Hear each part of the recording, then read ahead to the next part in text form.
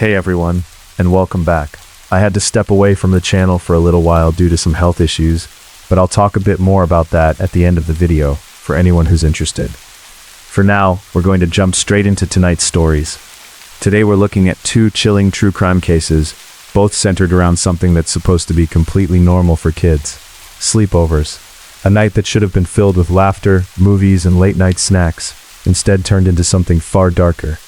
So sit back, relax, and let's begin with our first case. This one takes us to Oklahoma.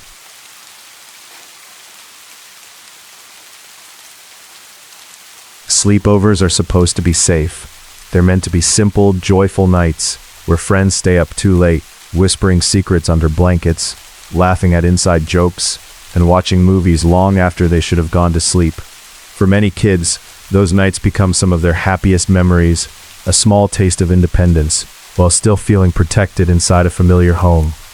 But in the quiet town of Henrietta, Oklahoma, one sleepover ended in unimaginable tragedy. By the time it was over, 7 people were dead. For many parents, this case represents one of the most terrifying possibilities imaginable. The idea that a night meant for friendship and fun could turn into something so horrific. Even more disturbing is the fact that the man responsible was someone who never should have been free in the first place. When the full story came to light, it left an entire community asking the same question. How could someone like this have been allowed anywhere near children? At the center of the story was a woman named Holly Guess. Holly was 35 and lived in Henrietta, a small Oklahoma city where neighbors knew one another and families often crossed paths at school events, local sports games, and community gatherings. She was raising 3 teenagers, 17-year-old Riley Allen, 15-year-old Michael Mayo, and her youngest daughter, 13-year-old Tiffany Guess. Although the 3 children had different biological fathers, Holly's youngest daughter's dad, Joe, had stepped into the role of father for all of them. Joe had entered Riley's life when she was only a year old, and when he met Holly, she was already pregnant with Michael.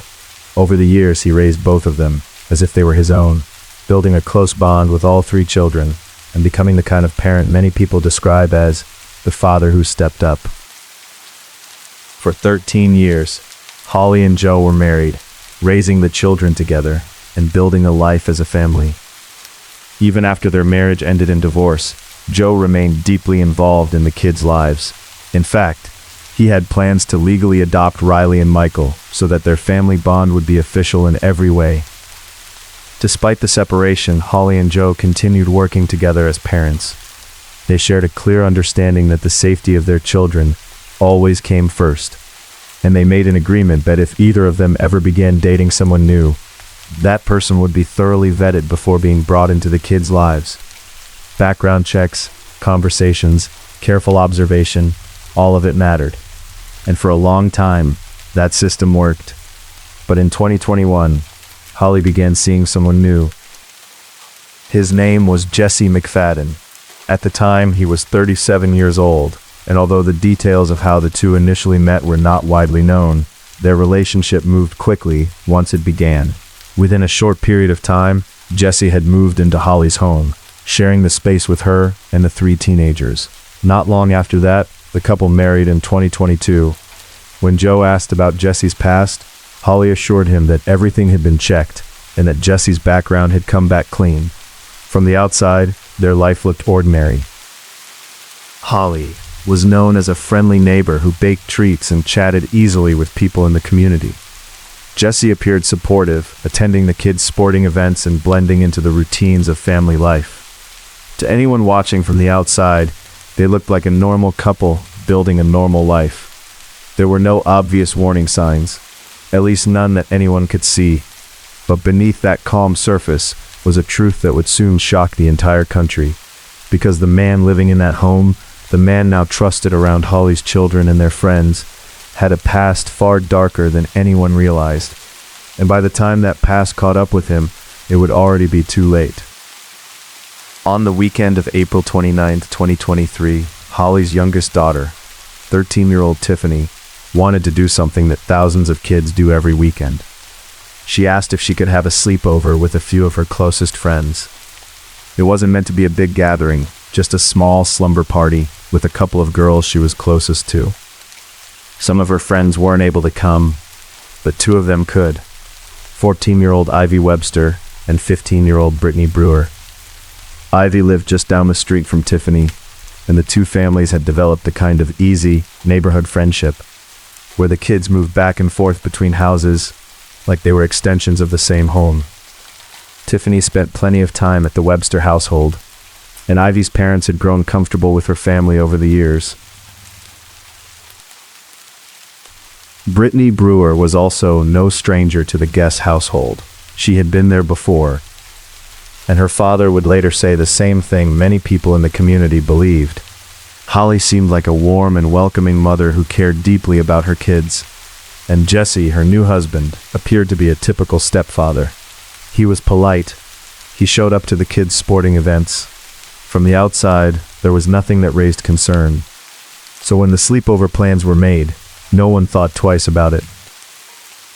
On Saturday, April 29th, Jesse McFadden picked up Ivy and Brittany and brought them to Holly's home for the night. Before the girls settled in for the sleepover, Jesse even took them out for the evening. First they stopped at the mall, and later they went to a place called Main Event, a popular hangout spot for teenagers that had bowling lanes, arcade games, restaurants, and laser tag. To anyone watching, it looked like a completely normal Saturday night for a group of teenage girls. Throughout the evening, Ivy kept in contact with her mother through Snapchat, sending updates and messages the way teenagers often do. Nothing about those messages suggested anything was wrong. Everything appeared normal, relaxed, and exactly what parents expect when their kids are spending time with friends. By the next morning, Sunday, April 30th, there was still no reason for concern. The plan had been for Ivy and Brittany to return home by around 5 o'clock that evening. But sometime during the afternoon, both girls sent messages to their parents explaining that the plans had changed slightly. Tiffany's stepfather, Jesse McFadden, owned or rented a property near the rural town of McAllister, and they were all planning to go there for a short visit. According to the messages, they were going to spend some time swimming before heading home later that day. The parents didn't originally expect the girls to leave the house, but nothing about the explanation seemed alarming. Later that evening, the girls sent another message saying they were running late leaving McAllister, but that they would be home soon. Only they never came home. As the evening passed, both families began trying to reach their daughters. Calls went unanswered. Text messages received no replies. At first, the parents tried to remain calm, running through the usual possibilities. Maybe the girls had lost cell service in a rural area. Maybe their phones had died. Maybe the car had broken down somewhere along the way. But as the hours continued to pass, that calm began to disappear. By the early hours of Monday morning, May 1st, Ivy and Brittany were still missing, and neither girl had made it home. School was starting in just a few hours, and the situation no longer felt like a simple delay. That morning, both families made the call that no parent ever wants to make. They reported their daughters missing. What they didn't yet know was that the situation was about to become far more disturbing. That same Monday morning, Jesse McFadden was scheduled to appear in court, not as a witness and not for jury duty, but as a defendant. His trial was set to begin that day on 2 felony charges, and he never showed up. Suddenly, investigators were no longer dealing with a simple missing persons case. A man who had been living with Holly and her children, a man who had spent the weekend with 2 missing teenage girls, had failed to appear for a criminal trial. And as authorities began putting those pieces together, the situation quickly took on a much darker tone. When investigators finally obtained a search warrant and arrived at McFadden's rural property in Okmulgee County, they weren't expecting what they were about to find. Instead of a quiet home where teenagers had spent the weekend laughing and playing, officers discovered a scene that stunned even experienced investigators. 7 people were dead. The missing persons case involving Ivy Webster and Brittany Brewer had suddenly become something far worse, a massacre. Among the victims were Holly Guess and all 3 of her children, Riley, Michael, and Tiffany. The bodies of Ivy and Brittany were also discovered on the property, and Jesse McFadden himself was found dead from what authorities later confirmed was a self-inflicted gunshot wound. Investigators determined that McFadden had killed his wife, her 3 children, and the 2 teenage girls who had simply come over for a sleepover with their friend. The bodies of Holly, Michael, and Tiffany were found not far from the house. Riley, Ivy, and Brittany were discovered about a quarter of a mile away in a wooded area nearby.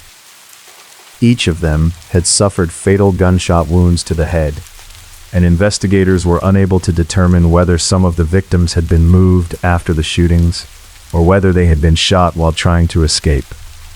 After murdering 6 people, Jesse McFadden turned the weapon on himself. To the outside world, he had appeared to be a normal man who had quietly blended into the neighborhood. He attended sporting events, spent time with Holly's children, and had even taken the girls out for a night at the mall and an arcade just hours before the killings. But behind that normal appearance was a violent criminal history that few people around him fully understood. And in the days that followed, the most disturbing question of all would emerge. How had someone like Jesse McFadden ever been allowed anywhere near children in the first place? To understand that, we have to look at who he really was. Long before Jesse McFadden ever met Holly Guess, his life had already begun to follow a troubling path. After dropping out of high school during his freshman year, he quickly drifted toward a life of crime. At first, the offenses were relatively minor, things like underage drinking and driving on a suspended license. On paper, they might have looked like the kinds of reckless mistakes some teenagers make, but those early incidents were only the beginning. By 2002, Jesse McFadden was just 18 years old when he was charged with felony grand larceny after stealing more than $80,000 from his own grandfather. Even then, the crime suggested something deeper than ordinary teenage rebellion. Within a year, the situation escalated dramatically. In 2003, Jesse McFadden was charged with the violent assault of a 16-year-old girl named Crystal. Crystal barely knew him. The two had only crossed paths through a girl Jesse had been dating at the time, and they had never formed any kind of real friendship. They were little more than acquaintances who happened to be in the same social circle. One night in November of that year, they ran into each other at a party. According to Crystal, they exchanged a quick greeting and a few polite words in passing before going their separate ways. There was nothing about that interaction that suggested danger. Hours later, sometime around 3 o'clock in the morning, Crystal had already returned home and fallen asleep when loud banging suddenly echoed through the front of her house. Startled awake, she went to the door. Standing outside was Jesse McFadden. He appeared emotional and upset, telling her that his girlfriend had just broken up with him and that he didn't know what to do. Crystal was confused and uncomfortable. She barely knew him, and she didn't understand why he had come to her house in the middle of the night.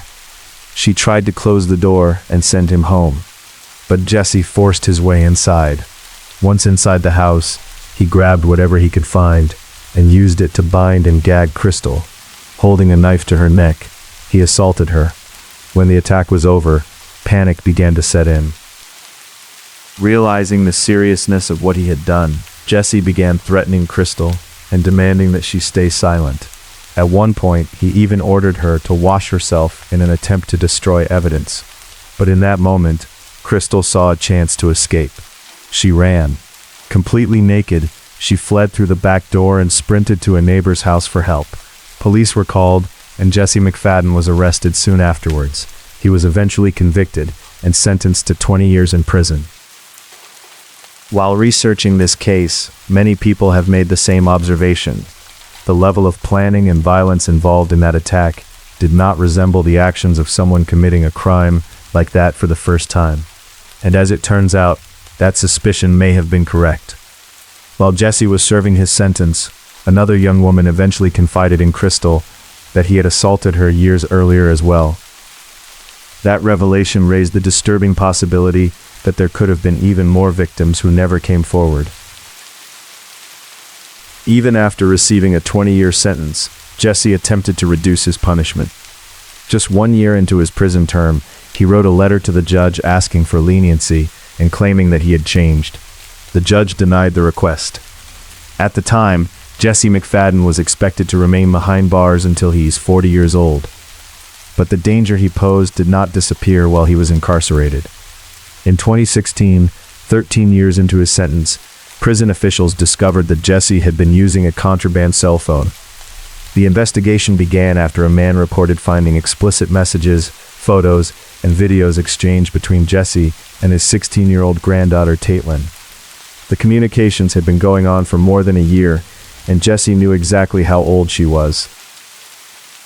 Early in their conversations, he asked her to confirm her age. She responded by sending him a photo of her learner's permit. Even after seeing clear proof that she was underage, Jesse continued the relationship. Through letters and messages, he manipulated the teenager into believing they were in love. He told her the reason he was in prison was all a misunderstanding, and promised that once he was released, they would build a life together. It was calculated manipulation. As a result, Jesse was charged in 2017 with 2 additional felonies, one for soliciting explicit material from a minor, and another related to child exploitation. Yet despite committing new crimes while serving a sentence for attacking a teenage girl, something shocking happened. In October of 2020, Jesse McFadden was released from prison 3 years early. The official reason cited was good behavior. For many people following this case, that decision remains one of the most difficult aspects to understand. A man serving time for attacking a teenage girl, who had then been caught grooming another minor while in prison, was still considered eligible for early release. And when he was released, it wasn't under parole supervision. His sentence was considered fully served. Even more troubling, Crystal, the girl he had originally attacked, was never notified that he was being released early. She wasn't given an opportunity to speak to a parole board or explain why she believed he remained dangerous. She wasn't even warned that he was getting out. For years, she had feared that Jesse McFadden might one day come looking for her again, and when that day arrived, she didn't even know it had happened. Once free, Jesse McFadden had only minimal legal requirements. He had to register as a sex offender and check in every 3 months, but otherwise he was able to rebuild a normal life. That freedom allowed him to meet Holly Guess, start a relationship, and move into her home, and become a stepfather to her 3 children, which raises a troubling question. Holly and her ex-husband Joe had made an agreement that anyone entering their children's lives would be carefully vetted. Holly later told Joe that Jesse's background check had come back clean, but that clearly wasn't the truth. And in a moment, we'll explain how that happened.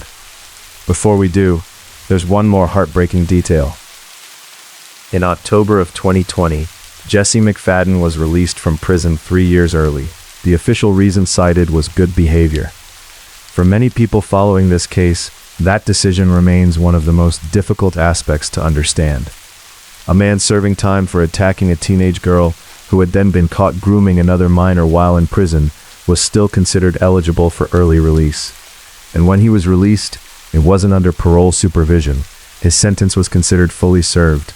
Even more troubling, Crystal, the girl he had originally attacked, was never notified that he was being released early.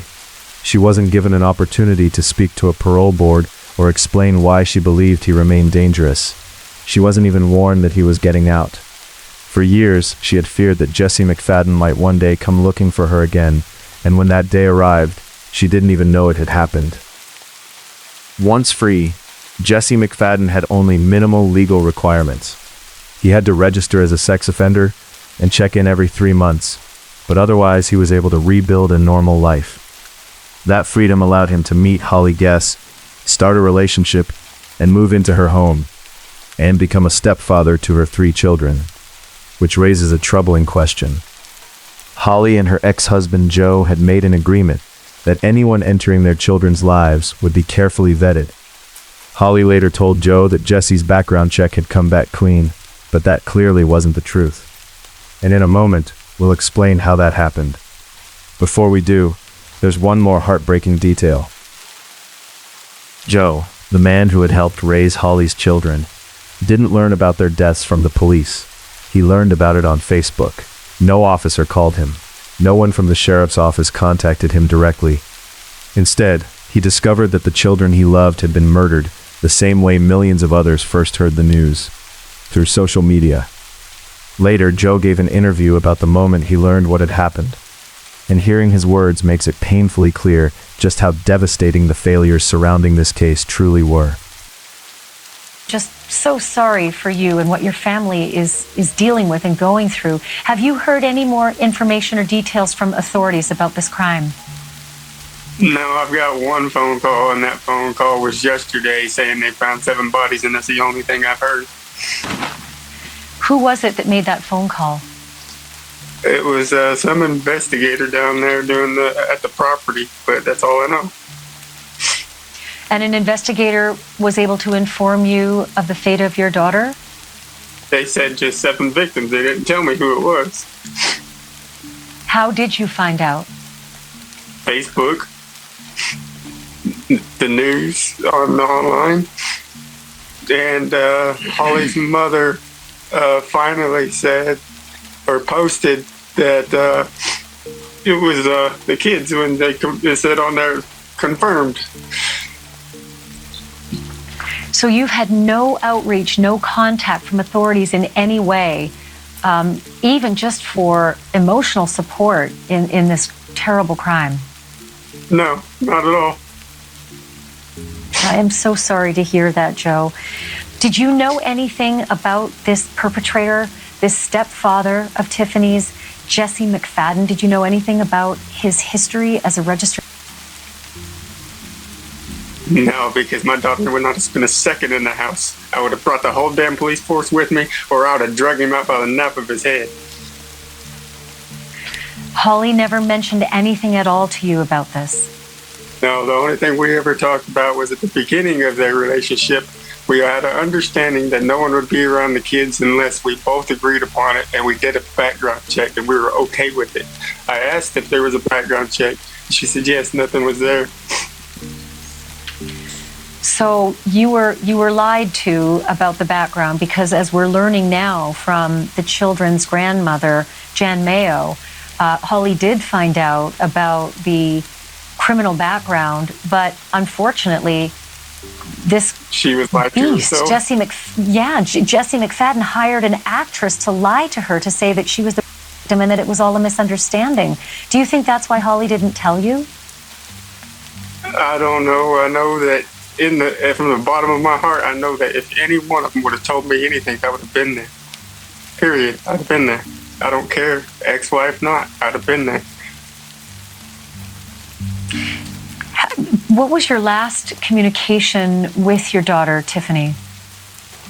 It was last kind person. Doesn't matter where I'm at, what I'm doing, she'll come running and jump in my arms. Daddy. Track and star. I'll never get it again. Daddy's girl, track star. Fun-loving kids, man. Fun-loving good kids. To say that the ball was dropped in this case would be a massive understatement. From the moment the murders were discovered, questions began piling up. Investigators worked to piece together what had happened inside the house, but even now, there are still gaps in the story. One question in particular remains unanswered. Why? Why did Jesse McFadden kill his wife, her 3 children, and the 2 girls who had simply come over for a sleepover? And why did he then take his own life? Authorities have never been able to provide a definitive answer, but there is one factor that many people believe played a role. Jesse McFadden was about to return to court. On the morning the murders were discovered, he was scheduled to appear before a judge for the beginning of a new trial related to the crimes he committed while he was already in prison. Those charges dated back to 2016, when he had been caught communicating with an underage girl while serving time for the assault of another teenager. For years, the case had been delayed again and again, but that Monday morning, the trial was finally supposed to begin. And if convicted, Jesse McFadden was facing the possibility of another 20 years behind bars. It appears he had already decided that he wasn't going back to prison. The night before that court appearance, Jesse used a fake Facebook account to send a message to the teenage girl he had been communicating with in 2016, the same victim who had agreed to testify against him. Her name was Caitlin. In the message, Jesse attempted to shift the blame onto her. Along with a selfie, he wrote that he had done everything he promised he would do after getting out of prison. He claimed he had found a marketing job, built a good life, and moved forward from his past. Then he wrote something chilling. He told her that everything he was about to lose was her fault, because she refused to drop the charges. The message ended with him saying that he had warned her he would not go back to prison. It is important to say this clearly. Caitlin was not responsible for what happened. She had shown tremendous courage by agreeing to testify against the man who had manipulated and groomed her while she was still a teenager. She believed that by speaking up, she could prevent him from hurting someone else in the future. The responsibility for what happened lies entirely with Jesse McFadden. He alone chose to take the lives of Holly Guess and the 5 children who were in that home. Ivy Webster, Brittany Brewer, Tiffany Guess, Michael Mayo, Riley Allen, and Holly Guess. 6 innocent lives lost because of one man's violence. But while Jesse McFadden is responsible for the murders themselves, many people believe the tragedy was made possible by a series of failures within the justice system. A man who had already been convicted of a violent crime against a teenage girl had been released early. Even after being caught committing new offenses while in prison, he was allowed to return to society with minimal supervision. And unfortunately, the failures did not end there. In the days after the murders, investigators completed their initial examination of the crime scene and eventually reopened the home so that the victims' families could walk through it. What those families discovered inside shocked them. Before entering the house, they had been told that investigators had recovered 2 cell phones and collected any other relevant evidence. But that was not what they found. During the walkthrough, Ivy Webster's family discovered their daughter's phone still inside the house. They also found several additional phones and multiple laptops that had never been collected. And that was only the beginning. Inside the home, several beds still had restraints attached to them. Chains and locks were fastened to the frames. In the kitchen, the island counter had a chain bolted directly into the middle of it. Scattered throughout the house were items connected to bondage and torture, along with adult devices and drug paraphernalia that had been left behind. None of it had been removed by investigators. For the families of Ivy and Brittany, the discovery was horrifying. Not only were they walking through the place where their children had died, but they were also finding evidence that should have already been documented and collected. Fortunately, the families recorded parts of this walkthrough on video. What they captured raised even more questions about how the investigation had been handled, and portions of that footage would later be shared publicly. Thursday afternoon, News 4 was invited by Webster and his family to take a closer look at where his daughter took her last breath. Behind these walls, the family found sex and bondage devices. In one of the bedrooms were restraints bolted into the bed frame. There was also a shelf filled with books about witchcraft. 10 feet away in the kitchen, another restraint with chains and locks still attached. Although there were reportedly 4 bodies found in this home, we didn't see any bloodstains, no blood splatters. In the back room, the most shocking find of it all. Crucial items that had not been collected. That's them. Hey, that's them. Okay, is that hers? Yep. Okay. Hold on. Call the sheriff. Yep. Don't touch them. Don't move them. Ivy Webster's cell phone was tucked away in a laundry room cabinet, along with 2 other cell phones and 2 laptops. There you go. Pictures were snapped and the items finally collected, but not without a brief explanation as to why it hadn't been done before. I want more done. The problem is, we don't know what else to do. Like, There's a story to be told here. right. We don't know what happened. Don't know what else to do. I'm going to say And this. since we don't have the only person that can tell us what happened, Is dead. But we can try to piece it And together. I'm going to say this was not done right. No crime scene we tape. are open to any suggestions you all can I'm saying give. this. They didn't do their job, and the whole world's going to know it. But what would this accomplish? I'm a grieving parent that my daughter got raped and murdered, and you're telling me right now that I don't have a right to know what happened? The story's right here. It's right here.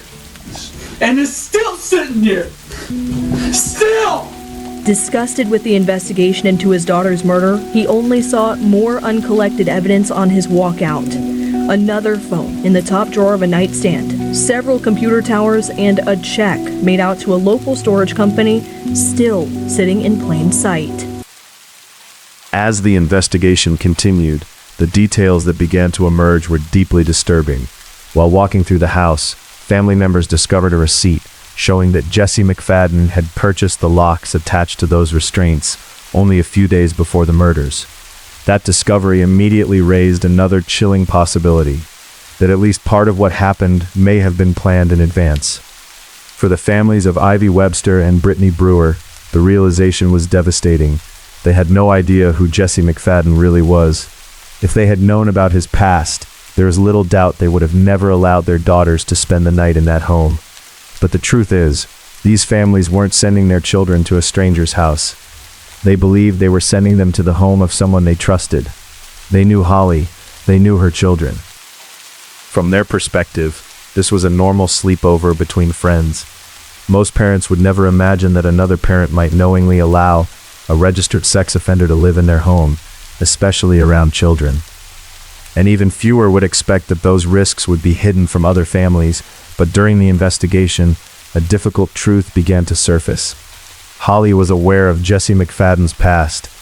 At some point before the murders, Holly's own parents, the grandparents of Tiffany, Michael, and Riley, had been performing a background check on one of their co-workers. During that search, they unexpectedly came across Jesse McFadden's criminal history. Shocked by what they found, they confronted their daughter.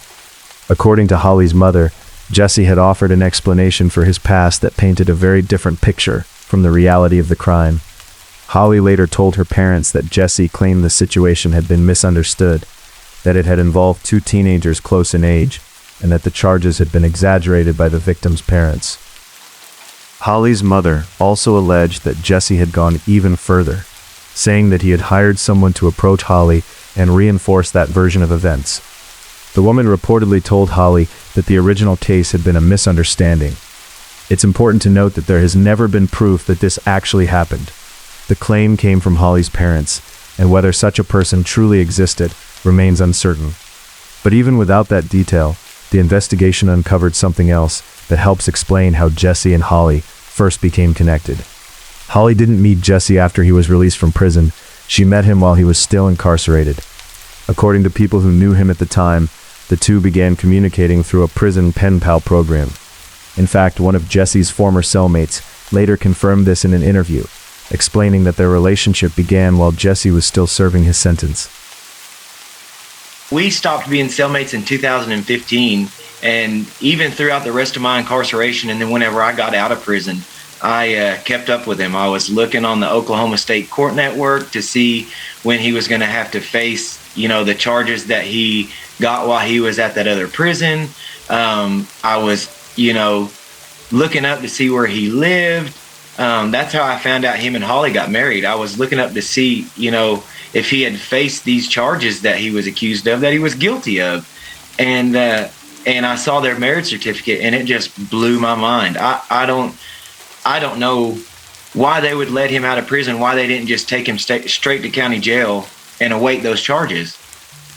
And I know you're upset because you reached out to police to, let them know that this is it was nerve-wracking that you couldn't even see where he was registered. And then ultimately after the killings, you let them know how upset you were. The one thing that I just want to let our viewers know about is that you actually had quite a deep connection to Holly, his wife, who he just murdered, along with her 3 kids and their 2 friends. That you used to be a pen pal of hers when you were incarcerated. She told you that she loved him, or she told you that she loved you. And then on February 20th and February 21st, you had this text exchange with her, still as a friend, saying, "Hey," and she texted back, "Hi, how are you?" And you said, "Doing great, finally enjoying my life. I see you have a different last name." And then she says, "Yeah, me and Jesse got married." And you say, "How are the kids?" And she says, "They're great and huge, LOL." So clearly you had a good relationship with her. This must be devastating, this news that not only Holly, but her 3 children are dead. Yeah, I just feel like this definitely should not have happened. It definitely should have been avoided. After I had that text exchange with her, I contacted the police department where their the city where their marriage certificate was listed as, and of course he wasn't on the registry, so I contacted them. I say, hey, there's an offender in your area. He's not on the registry. They say, well, the state has a public list. And I went and checked that list, couldn't find him, got back to him, said, hey, this guy's a predator. He has multiple offenses, just trying to warn him, just wanted to say something. I couldn't say much to her because I didn't know if he read her text messages. I didn't want him to see them and hurt her, the exchanges between us. I just wanted to keep it, straight, friendly. But, when I reached out to the law enforcement and they didn't get back with me, I was just like, what the heck, man? It was the beginning of a connection that would eventually lead Jesse McFadden into Holly's life and into the home where her children lived. And in hindsight, it was also the moment when the path toward tragedy quietly began. Before we close this story, it's important to address something carefully. This video is not meant to blame Holly Guess for what happened. It is entirely possible that Jesse McFadden manipulated her, lied to her, and convinced her that the past he described was not as serious as it actually was. People who commit crimes like his are often skilled at deception, especially when they are trying to rebuild their lives and gain someone's trust. At the same time, the facts that emerged during the investigation are difficult to ignore. Holly was aware that Jesse had a criminal history. She knew that he was required to register as a sex offender. Despite that, he moved into her home, and she assured the children's father that his background check had come back clean. It's a painful reality that has led to intense public debate and criticism. But the responsibility for the violence itself lies with one person, Jesse McFadden. As investigators continued digging into his past, they discovered something else deeply disturbing. Violence and criminal behavior were not isolated to Jesse alone. At the time the murders occurred, his younger brother, Cody McFadden, was already in prison for a horrific crime of his own. In July of 2022, Cody had kidnapped his ex-girlfriend and held her captive for more than a day. During that time, he locked her inside a dog cage and used jumper cables to electrocute her repeatedly. He was eventually sentenced to 11 years in prison. Meanwhile, the autopsy results from the Henrietta murders revealed even more heartbreaking details. Each of the victims had been shot in the head. Holly, Michael, and Tiffany had been shot multiple times, and investigators also found evidence suggesting that Ivy Webster and Brittany Brewer had suffered additional injuries before their deaths. As the details of the crime became public, outrage spread across the country. People demanded answers. How could someone with such a violent history have been released early from prison? Why had the warning signs been ignored? And what changes would be made to prevent something like this from happening again? Because the truth is painfully clear. If Jesse McFadden had never been released early, this tragedy almost certainly would never have happened. With pressure mounting from the public and the victims' families, the district attorney for Muskogee County eventually addressed the case publicly and acknowledged the failures that had occurred. In a statement, he said, "Being the DA of Muskogee County, honestly, I accept responsibility for that. Even though I was not here for most of that time period, ultimately it's my responsibility. One of the most disappointing factors in this case was that we let this case go on as long as it did, and that's unacceptable." When asked if things should have been handled differently, he responded plainly, "Absolutely, there are a lot of things. As many people have said, the justice system broke down in this case, and it did. I've second-guessed myself all week about what I could have done differently. For the families who lost their children, those words cannot undo what happened, but they have channeled their grief into something else, a push for change." Ivy Webster's mother, Ashley Webster, has been especially vocal, sharing her daughter's story publicly and advocating for reforms that she hopes could prevent future tragedies. One of those efforts is a proposal known as Knight's Law 2.0, named after the mascot of the school the victims attended. The proposal is designed to address many of the failures revealed by this case. At its core, the law calls for anyone convicted of a sexual offense against a child to serve their full prison sentence without early release or parole. It would also increase penalties for offenders who fail to properly register and require electronic monitoring for repeat offenders. Other parts of the proposal focus on improving the system itself. It calls for specialized agencies to handle investigations involving crimes against children, mandatory notification for victims when their offender is released, and stronger accountability for officials who fail to follow proper procedures. The proposal also includes measures designed to keep communities informed, such as real-time alerts when registered offenders move into an area and stricter disclosure requirements for landlords and real estate agents. Knight's Law 2.0 passed the House of Representatives, but later stalled in the Senate, with some lawmakers citing concerns about the cost of implementing the reforms. For many of the families affected by the Henrietta tragedy, that explanation raises a painful question. What price should be placed on the safety of children? This is a tragedy that should never have happened. Even today, there are still unanswered questions. Investigators have never been able to determine exactly when the killings began, the precise order in which the victims died, or what each of them endured in their final moments. What we do know is that 6 innocent lives were taken. Riley Allen, Michael Mayo, Tiffany Guess, Ivy Webster, Brittany Brewer, and Holly Guess. Our thoughts remain with their families and everyone whose lives were forever changed by what happened in Henrietta, Oklahoma. May they rest in peace. Hey guys, just a quick interruption. If you could possibly like this video, it would really help to push this video out. And if you like true crime stories told in the dark, then hit that subscribe button. Now let's get back to Sleepover Nightmares. This next story takes us to Ontario in Canada.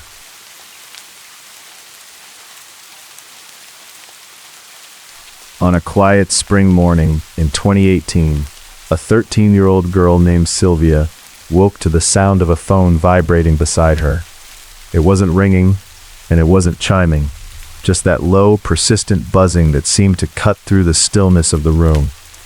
It was early, the kind of early where the house still feels heavy with sleep, where the world outside hasn't quite switched on yet. The night before had felt completely different. Sylvia had been excited, staying over at her best friend's house in Ajax, Ontario, a quiet town just east of Toronto, resting along the edge of Lake Ontario. March break had just begun, and for the first time in weeks, there were no alarms, no school, just movies, snacks, and the simple freedom of being 13. But now, in the soft gray light of morning, something felt off. The buzzing came again. Sylvia rolled over slowly, realizing it wasn't her phone at all. It was her friend's. She watched as her friend reached for it, the screen lighting up her face as messages began appearing one after another. And the buzzing didn't stop. At first, nothing seemed obviously wrong. There was no panic, no sudden reaction, just a subtle shift. Her friend's expression tightened slightly, her focus sharpening in a way that was hard to explain, but impossible to ignore. Then, quietly, she spoke. "I need to go downstairs and check something. I'll be right back." It sounded normal, casual, the kind of thing you wouldn't question. So Sylvia stayed where she was, scrolling through her own phone, waiting for their friend to return.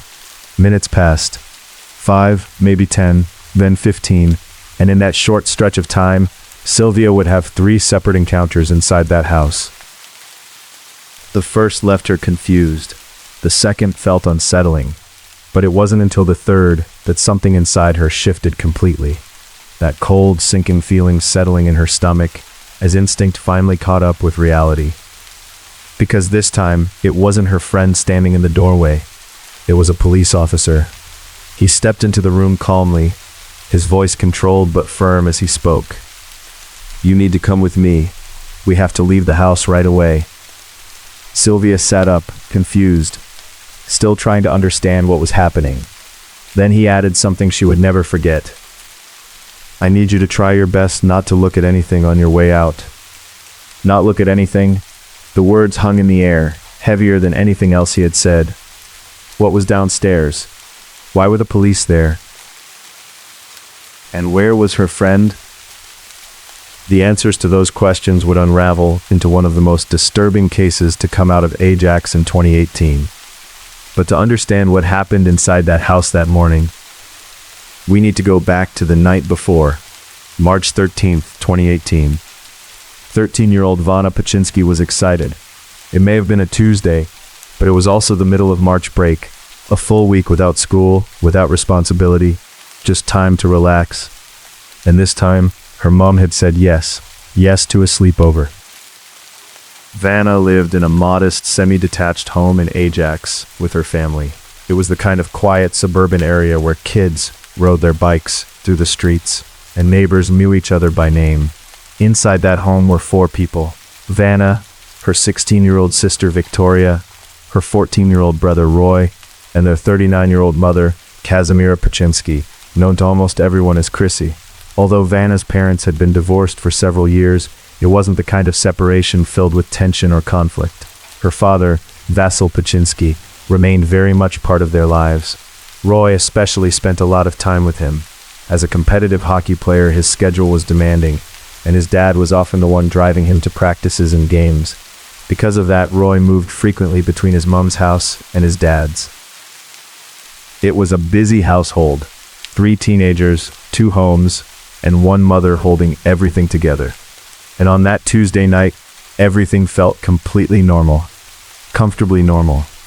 There was laughter upstairs, a sleepover in full swing, and outside a quiet suburban street settling into the night. Nothing seemed out of place. Nothing felt wrong. And yet, within hours, that same house would be filled with police, and a 13-year-old girl would be told not to look. From the outside, the Paczynski family looked like they were in one of those beautifully chaotic seasons of life. Schedules overlapped, phones buzzed constantly on kitchen counters, hockey bags sat by the door, and work uniforms were draped over chairs. There was always something happening, always somewhere to be, and always a sense that life was moving just a little bit faster than you could keep up with. But that March break in 2018 felt especially full. 16-year-old Victoria Paczynski had no intention of wasting her week off. While most teenagers were sleeping in and spending their days in front of screens, Victoria was waking up early for driving lessons, determined to get her license and take that next step toward independence. When she wasn't studying road signs or practicing parallel parking, she was picking up extra shifts at the spa where she worked part-time, a place called Spa Sedona. It wasn't just a job she'd found on her own. Her mom had helped her get it. Chrissy worked there too. For some teenagers, working alongside a parent might feel awkward or restrictive, but for Victoria, it was the opposite. The spa was calm, warm, softly lit, a quiet contrast to the constant movement and noise of home, and it was a space where she genuinely felt comfortable. And Chrissy wasn't just another employee there. She was one of the longest-serving estheticians, someone who had spent nearly a decade building not only a career, but a reputation. Clients asked for her by name, trusted her completely, and in many cases had been returning to her for years. Over time, Spa Sedona had become more than just a workplace. It was part of her identity, a second home. She was close with her coworkers, close with the owner, and the line between colleague and friend had long since blurred into something more personal. It gave her stability, routine, a sense of community.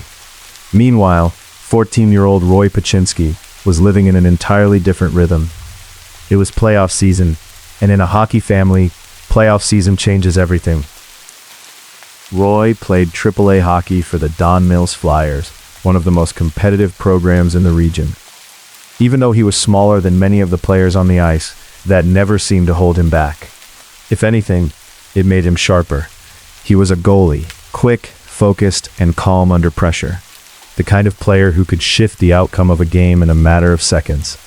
His team was the best in their league, and even though Roy was still more than a year away from being eligible for the Ontario Hockey League draft, people were already paying attention.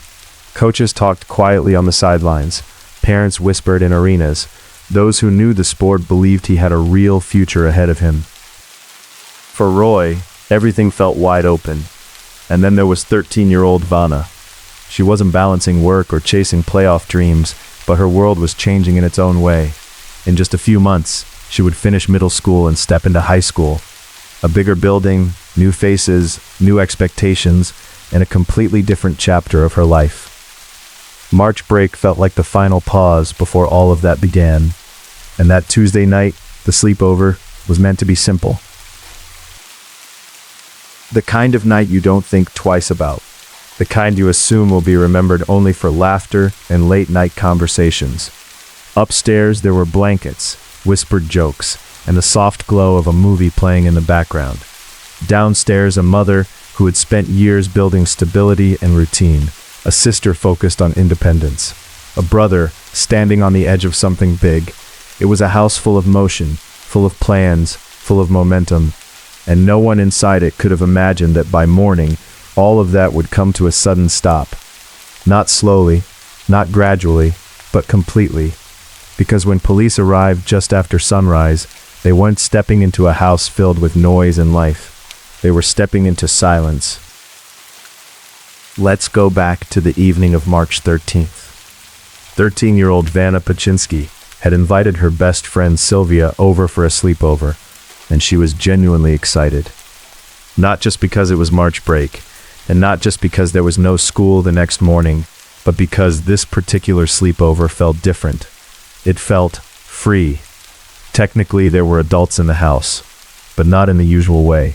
For a little over a year, Vanna's mom, Kazimierza Paczynski, known as Chrissy, had been in a relationship with a man named Corey Fenn. They had met at a local gym in late 2016, and on the surface, they seemed to have a lot in common. Both were parents, both were navigating life after previous relationships, and things between them moved quickly. By the spring of 2017, Corey had effectively moved into the home, although not in the way most people would expect. Instead of sharing Chrissy's bedroom upstairs, he lived in the basement, a separate apartment with its own entrance. And that detail would turn out to matter. Because their relationship wasn't stable, it shifted constantly, moving between closeness and distance, between intensity and uncertainty. The basement arrangement gave them space when they needed it, a kind of built-in separation when things weren't going well. But over time, Chrissy had begun spending more and more nights downstairs with Corey, even though her own bedroom was just upstairs. Vanna was aware of all of this. She also knew her sister Victoria was staying at their dad's house that night, and her brother Roy had a late hockey practice because of the playoffs, which meant that while the girls weren't technically alone, they weren't exactly being supervised either. And if you remember being 13, you know exactly how that feels. The house feels bigger, the rules feel softer, there's a quiet sense of independence, like you've been given a little more freedom than usual. By the time Sylvia arrived, everything had lined up exactly how Vanna had hoped. Victoria was gone, Roy was either at practice or on his way home, and Chrissy had gone downstairs to spend the evening with Corey.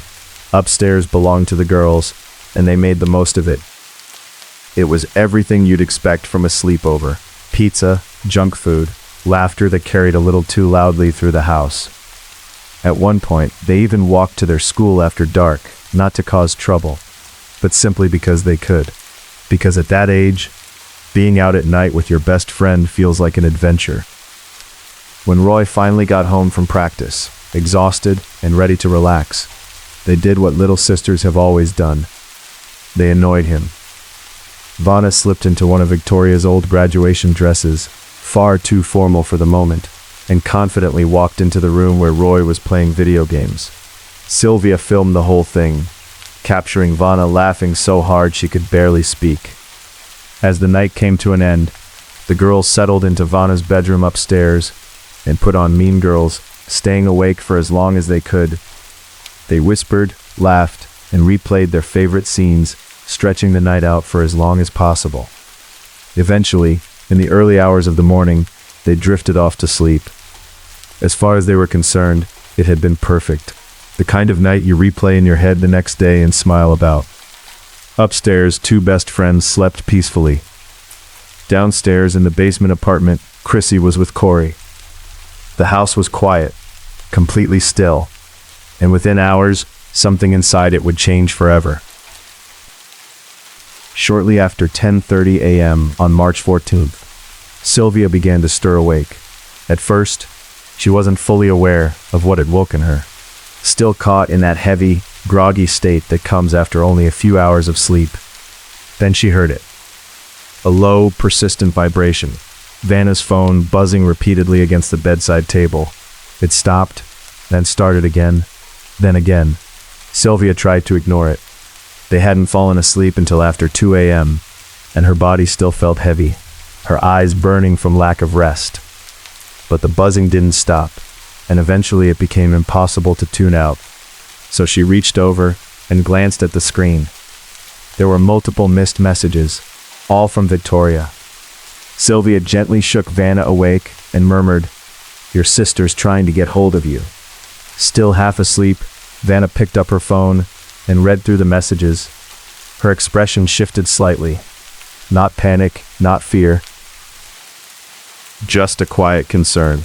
Victoria had a driving lesson that morning. Their mom, Chrissy, was supposed to take her, but she wasn't answering her phone. Victoria wanted Vanna to check if she was awake. "I'll just run downstairs for a second," Vanna said, her voice still soft with sleep. Then, almost as an afterthought, she added, "When I come back up, we'll get breakfast." Vanna left the room, and Sylvia stayed where she was, stretching out across the bed and picking up her own phone, slipping into that familiar rhythm of scrolling through apps, barely paying attention to the time passing. Minutes went by. 5, maybe 10. Then she heard footsteps on the stairs. They were heavy, heavier than they should have been, and instantly she knew it wasn't Vanna. A man appeared in the doorway. It was Corey Fenn, Chrissy's boyfriend. He looked at Sylvia, his expression difficult to read, and asked, "Where is Victoria?" Sylvia hesitated before answering quietly, "I'm not sure." Corey didn't respond. He simply turned and walked away. Sylvia lay back down, trying to settle again, telling herself it was nothing, just an odd interaction, nothing more. But Vanna still hadn't come back. More time passed, and slowly something else began to register. Voices, coming from downstairs. At first it sounded like a normal conversation between adults. Low, indistinct, easy to ignore. From Sylvia's perspective, it was just background noise, something happening elsewhere in the house that didn't concern her. But then, something changed. The man's voice stopped, and the woman's voice remained.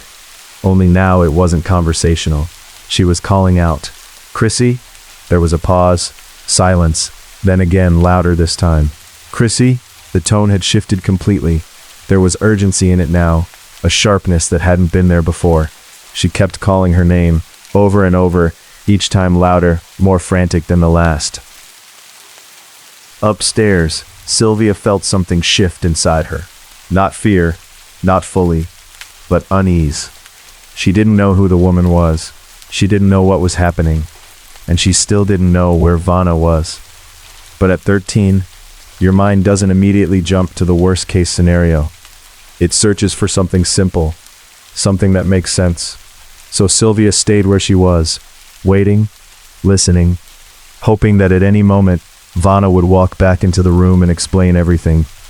But she wouldn't. Because just after 11 o'clock a.m., someone else entered the bedroom. And this time, it wasn't Corey. It was a uniformed police officer from Durham Regional Police. A female officer. Her voice was calm, controlled, but firm. "You need to come with me. We have to leave the house immediately." For a moment, Sylvia didn't move. Everything seemed to slow, like her brain was trying to catch up with what she had just heard. Then the officer spoke again, more urgently this time. "I need you to move as quickly as possible, and try your best not to look around on your way out." "Don't look around?" Sylvia's heart began to race as she climbed out of bed, suddenly aware of how unprepared she was. No coat, no shoes, just sleepover clothes against the cold March air. If she was being rushed out like this, something serious had happened. When she stepped outside, flashing police lights reflected across the quiet suburban street, cutting through the calm of the morning. And standing nearby was a woman she didn't recognize. But she recognized the voice. This was the woman who had been calling out for Chrissy. Her name was Cher Robinson, and unlike Sylvia, Cher already understood that this wasn't just serious, it was catastrophic. Cher Robinson was the owner of Spa Sedona, the spa in Ajax where Kazimiera Paczynski, known to everyone as Chrissy, had worked for nearly a decade. Over those years, Chrissy had become one of her most trusted employees. She was professional, warm, and always impeccably put together, with a natural ability to make clients feel instantly at ease. Many of them booked specifically with her, returning again and again because they trusted her not just as a professional, but as a person.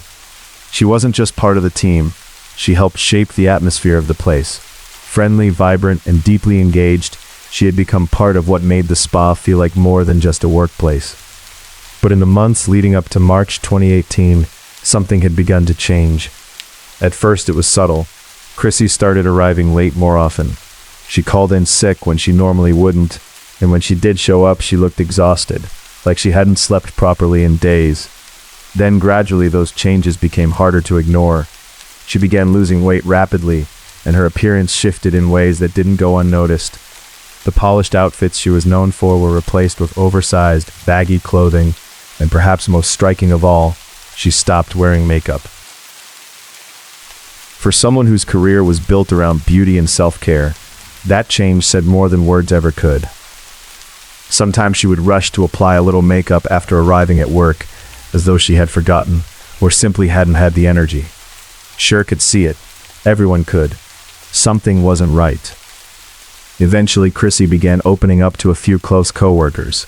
She admitted that she and Corey had been going out more than they should have, drinking heavily, partying, and using cocaine.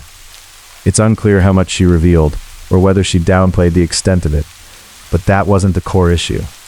The real problem was the relationship itself.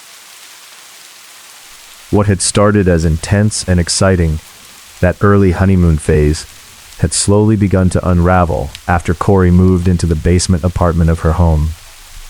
On the surface, Corey presented himself as confident and composed, a gym regular with that outward, controlled presence. But beneath that exterior, there was something else. He was deeply insecure. He accused Chrissy of cheating, questioned who she spoke to, and monitored her movements.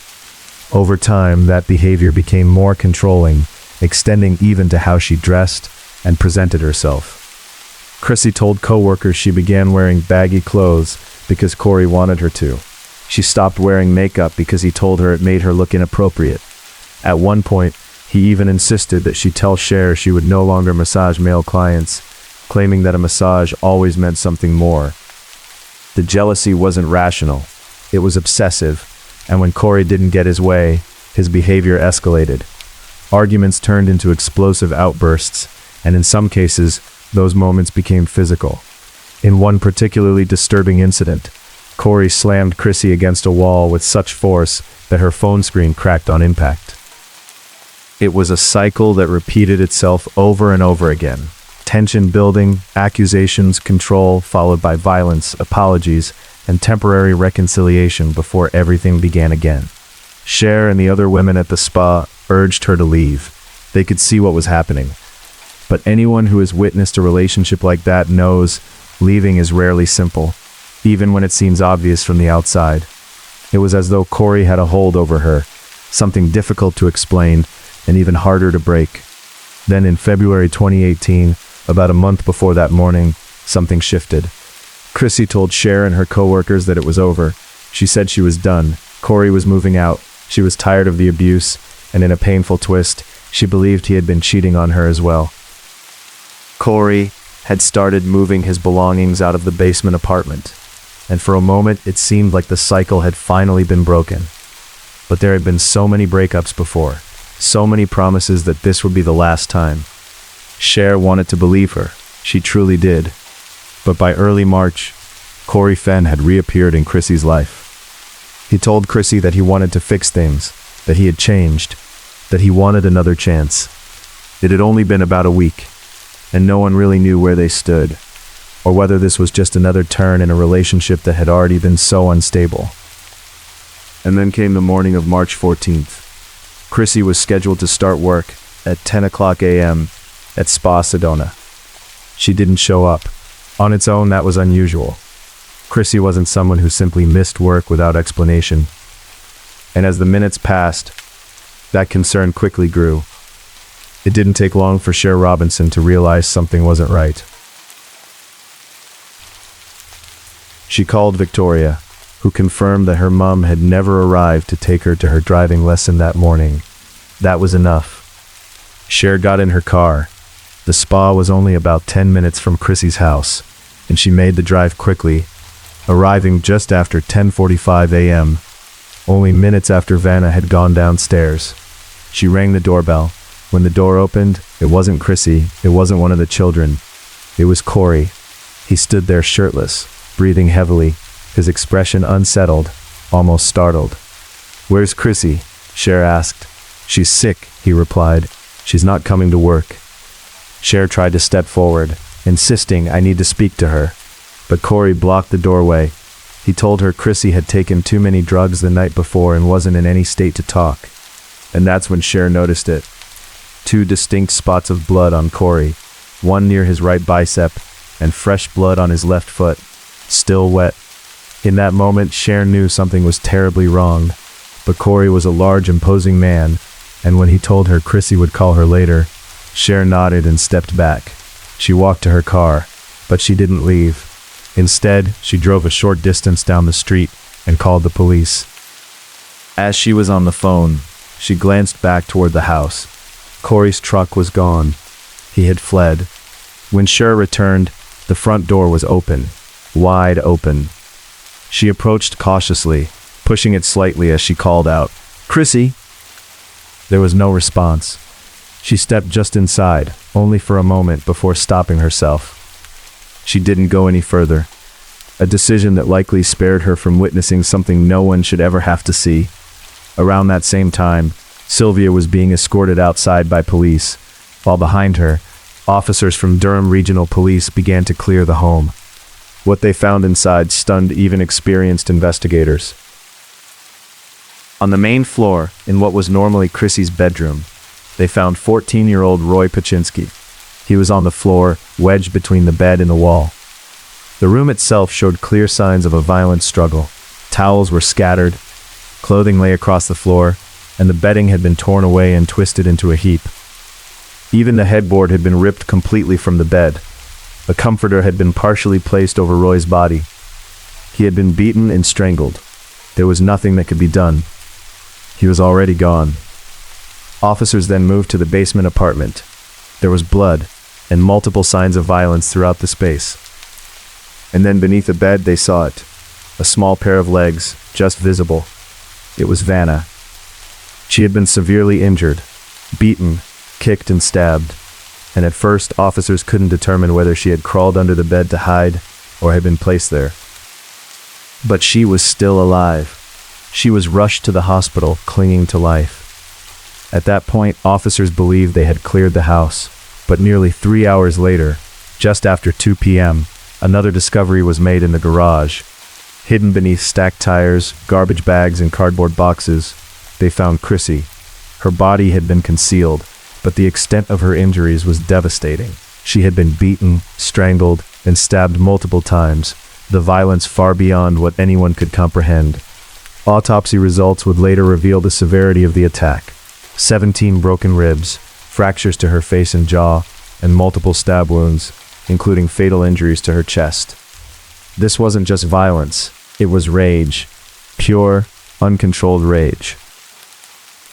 Each scene in that house told the same story. There had been a fight, a desperate attempt to survive, but none of them had been able to overcome their attacker. By that point, police no longer had questions about who was responsible. After speaking with Sylvia, after speaking with Cher, Durham Regional Police launched a manhunt for Corey Fenn. It didn't last long. Corey had abandoned his truck in nearby Pickering, then made his way to a gas station where he called for a taxi, believing he could distance himself from what had happened. He thought he was getting away. Even as he fled, Corey Fenn made a series of choices that felt both deliberate and strangely reckless. He abandoned his truck in nearby Pickering, leaving his phone behind inside it, and then continued on foot in the opposite direction, as if trying to create distance, to confuse the trail. But then, almost contradicting that effort, he went somewhere police would inevitably think to look, the home in Oshawa, where his children and former girlfriend lived. Just after 6 p.m., Durham Regional Police had surrounded the property. Officers moved in carefully, searching the area, until eventually they found him in the backyard, hiding in the loft of a small shed, crouched behind a wooden snowman decoration. When they approached, he didn't give himself up easily. He fought. It took multiple officers, physical force, and 2 taser deployments before he was finally restrained and placed in handcuffs. Inside that shed, officers discovered more than just Corey. There was a gym bag containing cocaine, a digital scale, baggies, and thousands of dollars in cash. Clear evidence that he wasn't just using drugs, but dealing them. Alongside that were other substances: vodka, Viagra, GHB, testosterone, and large quantities of anabolic steroids. After the struggle, Corey was taken briefly to the hospital for treatment, and it's there that the final devastating development unfolded. Although Vanna Paczynski had been found alive earlier that day, her injuries were catastrophic. She died later that evening. Her father, Vasil Paczynski, and her sister Victoria were by her side. Victoria held her as she passed. 3 lives, gone in less than a day. Chrissy, Roy, and Vanna. The brutality of what had happened stunned even experienced investigators. And almost immediately, the question became one that would never feel fully answered. Why? The following morning, Corey was interviewed by the police. He admitted to killing all 3, but he refused to take responsibility. Instead, he offered an explanation. 2 words that he would repeat again and again: cocaine psychosis.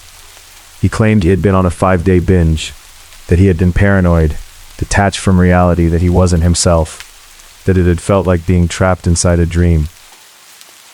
In a later clip, released by CBC News, he described it as being in a state where you're almost in a dream. That was not me. But his version of events didn't hold up. He contradicted himself repeatedly. At times he claimed he remembered nothing. At others he admitted remembering details, but said he didn't want to relive them. In one of the most chilling moments, he described initially trying to strangle Chrissy, before switching to stabbing her because she wasn't dying fast enough. That isn't confusion. That is decision-making. While investigators acknowledged that drugs may have intensified his behavior, they did not believe he had lost control of his actions. Everyone who encountered him that morning described him as calm, coherent, and aware. He had attempted to clean up. He had tried to prevent Cher from entering the home. He had wiped and reset his phone in the early hours of the morning. He had abandoned his vehicle. He had chosen not to harm Sylvia, and he had asked where Victoria was, suggesting that she may have been another intended victim. These were not random actions, they were calculated. The final piece of the timeline came from Victoria. On the night of March 13th, she hadn't originally planned to stay at her father's house. She only left after discovering cocaine in the basement and confronting her mom about it. She told her clearly that it couldn't stay in the house and that something had to change. Chrissy told her she would end the relationship that night. Investigators believe that conversation was the breaking point. Sometime in the early hours of March 14th, Chrissy told Corey it was over, for good, and he responded with violence. Police believe Chrissy was killed first, in the garage. Then Roy, likely while he was still in bed. Hours passed as Corey attempted to cover what he had done, while upstairs Vanna and Sylvia slept, completely unaware. When Vanna went downstairs later that morning, she walked her to something no one should ever have to see. And if Victoria had been home, there's little doubt she would have been killed too. Corey was charged with 3 counts of second-degree murder. The case took time to move through the courts, delayed by both complexity and the pandemic. But when it finally did, the proceedings were as unsettling as the crime itself. He dismissed his lawyer, chose to represent himself, and repeatedly disrupted the process. His former lawyer, Mary Kremer, was appointed as amicus curiae, there to ensure the trial could proceed fairly. But Corey continued to behave erratically. He made bizarre statements, compared himself to fictional characters, claimed authority over himself as a sovereign, and insisted that the person who committed the murders was no longer who he was. At sentencing, he suggested that 10 years would be perfect. He interrupted victim impact statements and at one point shouted from the courtroom, attempting to deflect blame. There was no remorse. In February 2022, he was found guilty on all 3 counts and sentenced to life in prison with no possibility of parole for 25 years, the maximum allowed under Canadian law, following a ruling by the Supreme Court of Canada. As of today, he remains incarcerated. But what stays with people isn't just what happened, it's what came after. The weight carried by those left behind. Vassal, who reportedly spent days unable to leave his bed. Cher, who has wondered ever since whether things might have been different if she had stepped further into that house. And Victoria, who carried a guilt that was never hers to bear. In her victim impact statement, she spoke about losing her entire family in a single moment and the pain of feeling like she hadn't been there to protect them. She spoke about what they might have become, the lives they didn't get to live, and the promise she now carries to live in a way that would make them proud. Around them, the community rallied.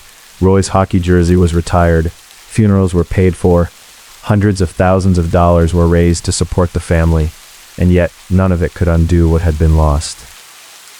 A home that should have been filled with laughter, with late-night conversations, with the soft glow of a movie playing upstairs. Instead, it became silent. And from Midnight Murder and Mystery, this case is a reminder of something deeply uncomfortable. That sometimes the greatest danger isn't outside. It's already inside the home. If you or someone you know is experiencing abuse, please reach out. There are people who will listen, and there is help available. And tonight, hold the people you love a little closer.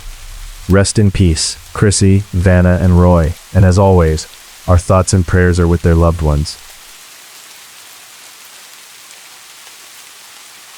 And if you stayed with me all the way to the end of this video, I just want to say thank you. I truly appreciate you being here. About a year ago, I was diagnosed with an autoimmune disease. It's manageable now, but going through the diagnostic stages, trying different medications, and figuring everything out really took a lot out of me. I ended up falling behind with work and needed to step away for a while to focus on getting my health under control. The good news is that I'm doing much better now.